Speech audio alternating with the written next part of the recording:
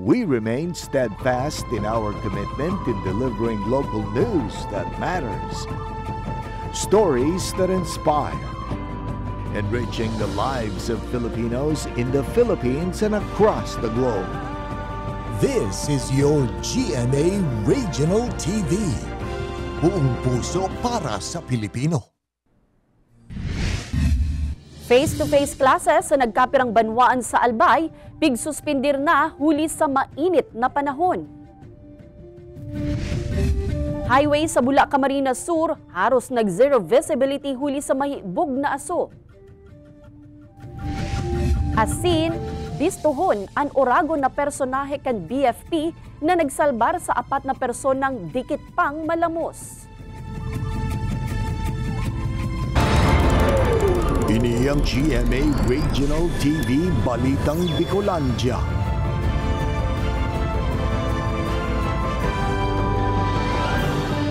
Diyos marahay na hapon mga kapuso, unina ang Balitang Bicolandia. Hatod miyan pinakadarakula asin pinakabagong mga bareta sa Kabikolan. Kami ang tropa nin katotohanan, mahatunin mga baretang mayong pigkikilingan, mayo nin pigpoprotehiran. Live, hali digdi sa GMA Complex sa Naga City. Ako po si Kate Dolovieres. Paglangkaw pa kan temperatura posibleng lauman sa mga masunod na semana. Pirang banwaan sa Albay, nagsuspindir na nin in-person classes huli sa mainit na panahon. Yan ang tinutukan live ni Jessica Kalinog. Jessica?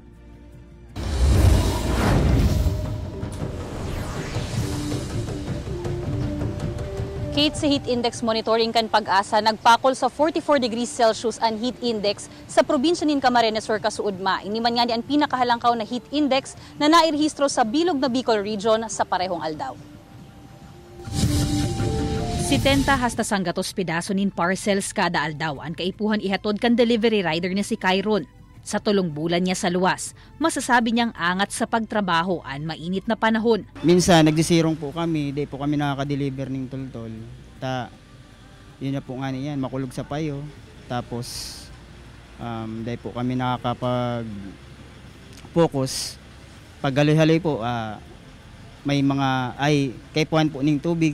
Kada 5 minuto nga ni daan na pagbiyahe, kaipuhan niyang para mientras na maggilid, nganing makapahingalo sa init na makulog sa kublit. Sa record kan Pag-asa, puon kan Marso 28, nagihiro sa 35 to 44 degrees Celsius ang heat index sa 6 na probinsya sa Bicol. Nasa 41 to 44 degrees Celsius man sa Camarines Sur. Piglalauman, nangunya na maghapon hasta sa aga, nasa 43 degrees Celsius ang heat index sa probinsya. Lauman naman subuot ang araw kay inikahalangkaw na heat index sa bilog na bulan kan Abril hasta Mayo. Kasi kasagsagan pa po tayo ng El Nino, bale ang epekto po niyan ay kakulangan po sa pag-ulan, kaya po mararanasan natin yung patong-patong na init po sa ating kapaligiran. Sigun Kinunyes, urog na mainit ang panahon sa pag-ultanan kan alas 11 nin aga hasta alas 5 nin hapon. Huli nga ni sa namamate ang matinding init kan panahon, nagpautob nin modular classes ang pirang LGU sa probinsya nin Albay. Half-day sanaan mga face-to-face classes sa gabos na eskwelahan sa Pulangi. Ginubatan asin Kamalig, mantang kanselado sa maghapon ang face-to-face classes sa Libon. Pansamantalang po pag tumaas yung heat index, pero pag bumaba po yan yung heat index po, balik po sila. Pero not winning anymore their school uniform. Aminado man ang paratukdo sa nasambitan ng banwaan na may mga estudyante nang nagkakahilang huli sa panahon sa ngunyan.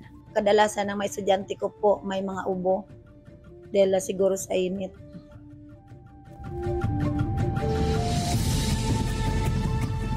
Sigun sa Pag-asa, Kate, mishinga ni Mayo nin El Nino asin nasa neutral weather condition sana. Halangkaw talaga ang temperatura paglaog nin bulan nin Marso, Abril, hasta bulan nin Mayo, huli naman sa easterlies. Asin itong mas dikit na pag-uuran. Iniman nga ni ansaro sa mga rason kaya kadaklan kan mga eskwelahan para tukdo. Magurang asin mga estudyante, maud nang maibalik sa dating school calendar nganing pag-abot o paglaog kan tig-init, mas dikit naman ang exposure kan mga kaakian sa sobrang init.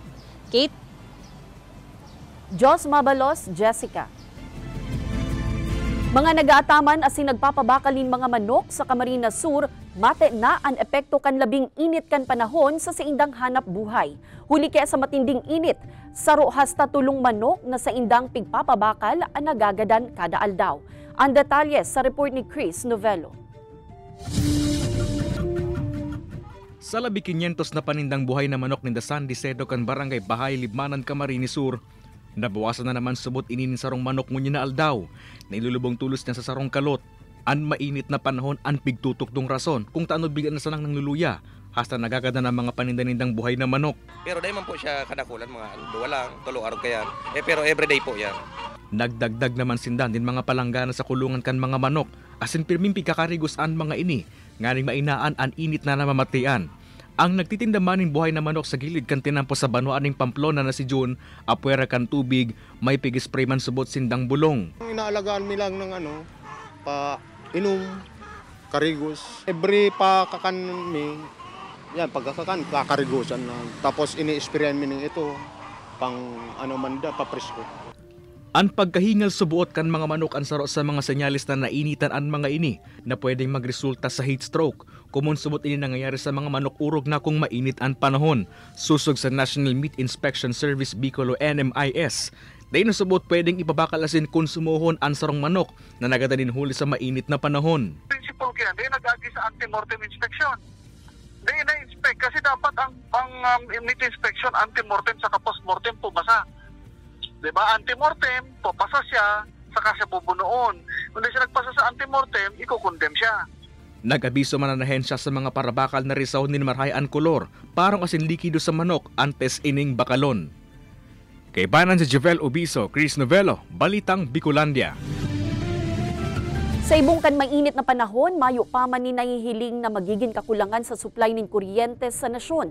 Sigunyan sa National Grid Corporation of the Philippines o NGCP. Sa power situation outlook kan ahensya ngunya na aldaw, day pa man naaabot kan system peak demand an sa indang generating capacity. Sa ngunyan man tinidong bastante ang power supply sa Luzon, Visayas, asin Mindanao. Alagad pigyan kami narman giraray ang publiko na maging wais sa pagkonsumo nin kuryente. Magtipid kung kaya asin dai magsayang nin enerhiya. Biyahe ka nagkapirang motorista na abala huli sa haros zero visibility na highway sa Bula, Camarines Sur. Highway napatos nin mahibog na aso nagikan sa nagbungkaras na grass fire sa lugar. Si Chris Novelo para sa detalye. Marikas na naglakop ang nagbungkaras na kasulo sa kadudutan kan Barangay Lanipga sa Bula, Camarines Sur, kasuudma. Nadamay pa sa insidente and haros 20% tubuhan sa lugar. Nagdaramanin paghandal sa mga residente and mahibog na aso na nagkausa na nin zero visibility sa tinampo. Nagkausa ini magabat na trapiko hulita paramentra sa dain nakahiro ang mga nag-aaging motorista sa lugar. May bugon na si aso digdi. Pondo man, abot digdi. Sa iba nga nagdiditor na dyan. Sa may gilid lang niya, sa mga sasakyan, motor, mga light vehicle. Pero sa mga darakula, naka-standby lang dyan. Siyempre takot. Maski aso, pinagsira kong bintana, yung pinto. Tapos duman ako sa aki ko duman sa distansya. Balyokan niya. Susog sa BFT Bula nagabot nin haros 15 oras ang pigdurar kan kasulo na naglakop sa haros 5 hektara ning kaduduutan. Aldo nin Domingo subuot kan enot na nagbungkaras ang kasulo asin hapon na kan Abril 1 kan dagos na nadeklarang fire out ang lugar.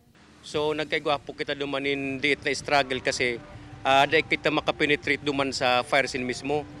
Kasi mayong agihan duman. Sangon niya nagpapadagos pa ang investigasyon kan mga otoridad sa pigpuunan kan kalayo. Naiman ka inipigigilid ang posibilidad na igwang nagtuyong suluon ang nasambitan ng lugar. Kay banan si Javel Obiso, Chris Novelo, Balitang Bicolandia. Sarong mayo ng buhay na male green sea turtle ang nadukayan sa baybayon kan Barangay Bagasbas, Daet, Camarines Norte. Nakuha ini kan naglilibot ng mga personahe kan Bantay Dagat, Menro Beach Cleaners asin Maritime Police. Nasa 50 pulgada ang laba kaini, mantang 48 pulgada naman ang lapad. Sigun sa Menro, pigkakarkulong da imababa sa 50 taon hasta sanggatos na taon na ang nasambitan ng pawikan. Igwang nahiling nalugad sa likod kan pawikan na posibleng nagtama subuot sa propeller kan baroto. Tulos man na piglubong ang pawikan sa nasambitan ng lugar. Ini ang GMA Regional TV Balitang Bicolandia. Ini ang GMA Regional TV Balitang Bicolandia.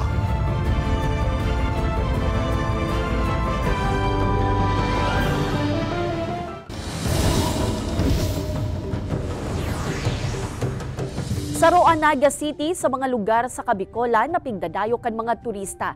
Bako sa natuyong Semana Santa kundi maginaman tuyong bakasyon. Asin ngunya na hapon, makakaibanan nyato ang pamayo kan Naga City DRRMO tanganing tukaron ang mga plano o mga piga-antisiparan kan opisina katakod kan turismo sa syudad. Diyos marhay na hapon po, Sir Ernesto El Camel. Maray na hapon man po, si Diyos maray na hapon po sa mga nag-iinanyog sa tuya ngunyan na hapon. Sir, primerong kahaputan po, basado sa Talakan Naga City LGU, pirang katao po ang naging bisita sa syudad ni Naga kanakaaging Semana Santa. Kang nakaagi pong Marso 22 hanggang 28, naitala po sa Bicol Central Station 52,615 na nagbaba sa terminal. Gusto sabihin po, nag-agit sa Naga. Kasi po nanutaranta si pagdagsa man kan si mga nagprosesyon, mailing na po. Siguro may mga 30,000 kita. Asin duman man po sa itaas kang parte kang syudad ng Naga kung saan po yaon si mga resorts na nagdakol na siya ngunyan. Nanutara na po si pagdagsa kang taho kang mga nakaaging aldaw o Semana Santa. Ngunyan po sir na summer o tig-init nilalauman ta po baliwat ang pagdakol kan mga mabisita sa syudad. Asin gura no po kadakol na mga turista ang piga-antisiparanta na mabisita sa Naga. Siguro po kanya napaabuton na summer vacation dahil po may man bakasyon si mga estudyante ngunyan. Bako siyang araw kang Holy Week. Although po ang nanutaranta pag weekend, Saturday, Sunday o may mga bakasyon, igo pong kadagdagan ng pagruso ng tao dyan sa parting kang Carolina asin Panikwason. Lalo na po na yaw na si alternatibong sasakyan na air condition siya, may mga kakana na. Kaya pinagruruso po siya ng mga turista sa itaas. Opo sir, salado naman po kan seguridad. Ano po ba ang plano o measures na ilalatag kan syudad tanganing masyartong salbado ang mga mabisita sa Naga City? Mapa local o foreign tourist man po ini? Nakagawa po ng circular ang DILG. Nakipag-coordinate po kita sa Philippine National Police. Gabos pong istasyon ninda, kabali po dyan ang tourism police na nag-aktibar kang sa deployment. Makulang po duman sa mga lugar na may tourism industry, kundi po maging sa mga hotel, asin sa mga simbahan, maging po sa kasintruhan kang Naga. Alright, Diyos mabalos po, Sir Ernesto El Camel, kan Naga City DRRMO. Maswerteng nakasalbar sa peligro ang dating kapitan sa banwaan ni Daraga Albay na si Alwin Nimo. Makalis tambangan kanda pa nabibistong persona ang lunadan kay ni pag-abot sa Barangay Mariawa sa Legazpi City.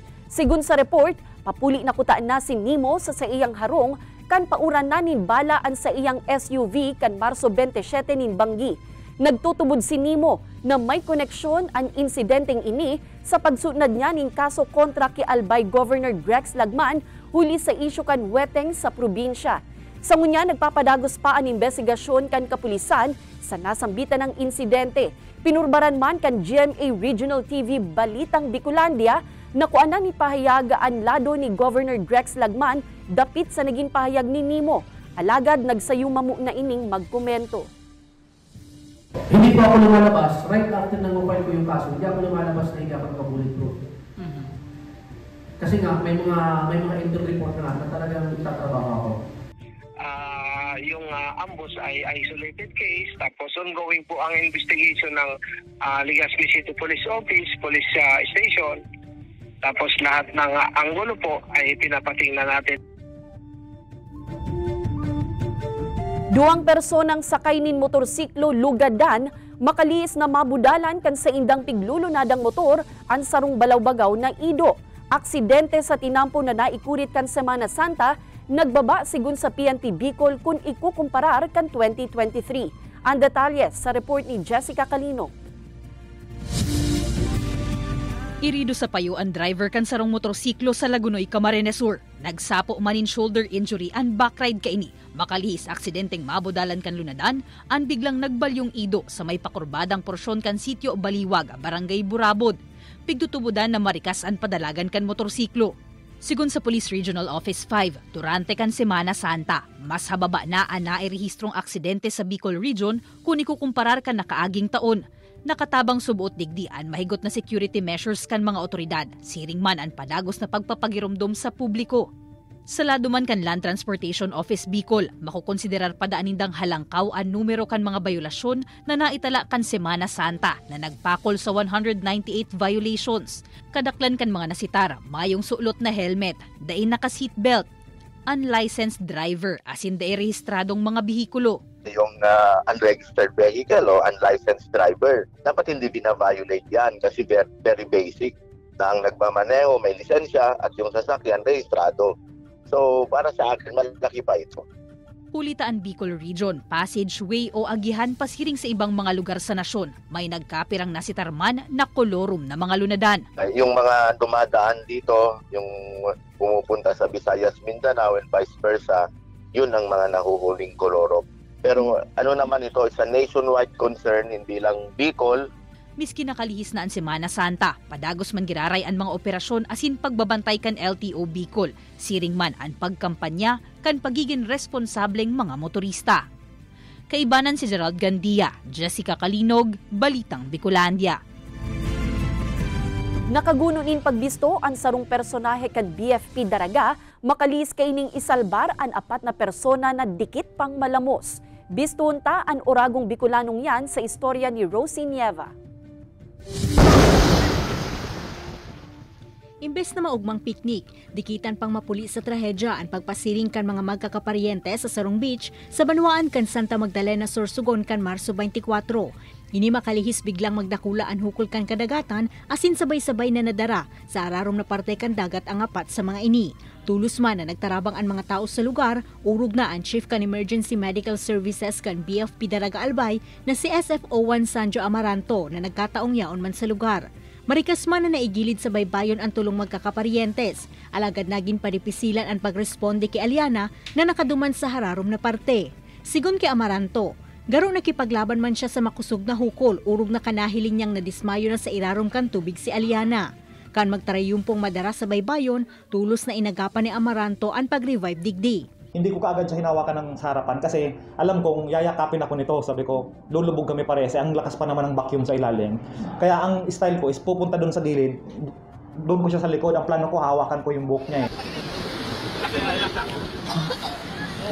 Huli sa karahayang buot ni Amaranto na daing nagduwa-duwang hampangon ang peligro maisalbar sa naan buhay kan iba, nakaresibi inin pagbisto gikan sa BFP Daraga sa pingingenot ni Fire Inspector Amor Lagilies. Sa presente, nagpaparahay na si Aliana asin ang tulong iba pa. Nagre-recover na sila pero meron pa rin talaga sila just like last night. May mga sleepless nights sila. Yung tipong natutulog sila and bigla lang nila naaalala or napapanaginipan yung nangyari. Nagpadaraman subuot ni mensahe si Aliana kay Amoranto kung pasasalamat sa pagsalbar sa iya sa peligro. Ini si Rosie Nieva, Balitang Bicolandia.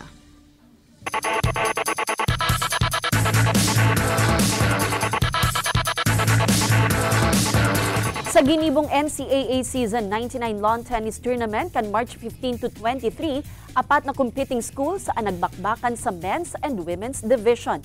Nakuakan De La Salle College of St. Benilde ang kampyonato sa men's division kontra sa Mapua University asin San Beda University.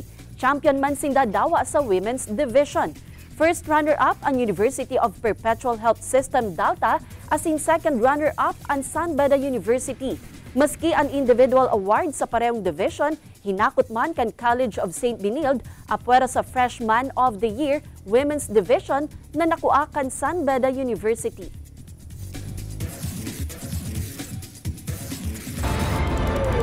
Ini ang GMA Regional TV Balitang Bicolandia. Ini ang GMA Regional TV Balitang Bicolandia.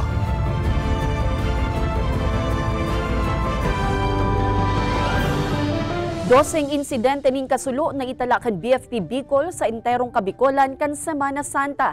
Detalye kan mga kasulo na yan aramon sa report ni Rosie Nieva.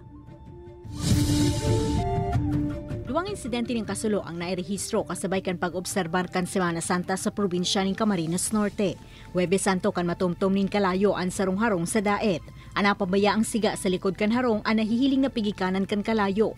Nag-abot man sa haro 60,000 pesos ang kantidad kan danyos na pigwalat kan insidente. Sa Banwaan Canlabo, sarong-harong man ang natumtum nin kalayo. Pigtutubod ang nagpuon ng kalayo sa electrical arcing na marikas na naglakop sa bilog na harong. Mayo man inakulugan sa insidente, alagad po kumas humenos 10,000 pesos ang pigwalat na danyos kan insidente. Sa Banwaanin Magaraw, Camarines Sur, natumtumaning kalayo ang sarong-harong sa Santa Lucia. Mayo man inakulugan sa insidente, alagad nagpapadagos pa ang investigasyon kan mga otoridad sa pigikanan kan kalayo. Naging paripisilan man ang pag-apulakan mga otoridad sa nagbungkaras na kasulo sa tanuman ng Citronella sa San Vicente, Pamplona. Nagpapadagos pa ang investigasyon kan mga otoridad sa pigikanan kan kalayo. Sa datos kan BFP Bicol, nagpakol sa 12 insidente ng kasulo ang nairehistro sa bilog na rehiyon durante kan Semana Santa. Pinakadakol sa Camarines Sur na may 7, 2 sa Camarines Norte, asintig sa Raro sa Albay, Sorsogon asin Masbate. Ini si Rosie Nieva, Balitang Bicolandia. Gulay na natong nagtatauning kabuhayan sa pirang residente sa Pandan, Catanduanes. Asin an sa indang gulay, pigu-orgulyo man hulitan nakakaabot naman ini sa ibang nasyon. May istorya si Rosie Nieva. Apuras sa magagayo na lugar na pwedeng balik-balikan sa islang probinsya kan Catanduanes, pwede man digding manamitan ang gulay na syertong daing mo papalagpason sa imong pagbisita sa isla. Ang gulay na natong na pigu-orgulyo kan Banwaanin Pandan. Saro si Raymond Stabirara sa eksperto pag-abot sa pagluluto kaini.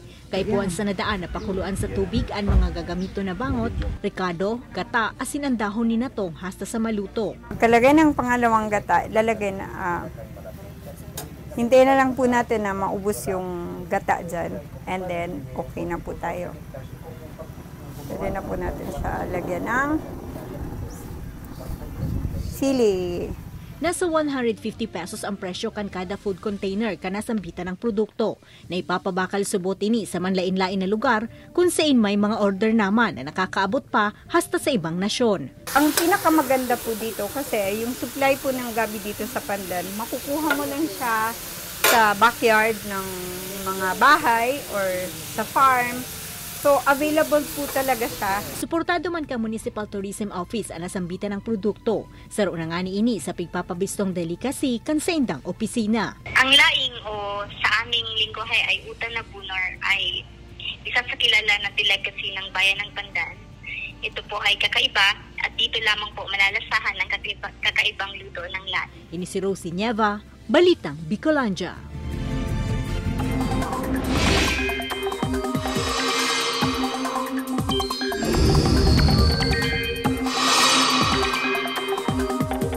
Mga kapuso, mapadagos ang ridge of high-pressure area sa dasyon. Ang ridge kan high-pressure area sa rong weather system kung saan mas kadikit na panganuron ang nabibilog. Kaya hababa ang tsansa nin uran sa dakulang parte kan nasyon. Alagad huli tadikit ang panganuron, posibleng mamatean man ang direktang saldang kaya mainit ang panahon. Sa datos kan Metro Weather, may tsansa nin uran sa pirang parte kan Bicol Region. Urog na sa Camarines Sur, Albay, Sorsogon, asin Catanduanes. Maarasa sa alagad di iman pigahali ang posibilidad na mag-uran sa iba pang parte kan nasyon, urog na sa hapon o banggi.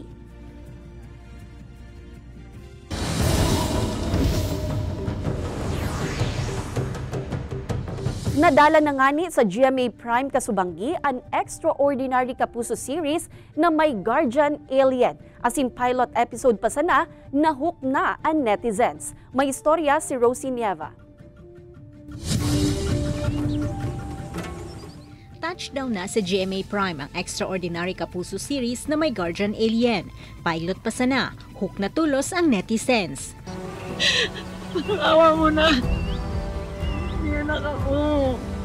Kuya Mindoy. Mami!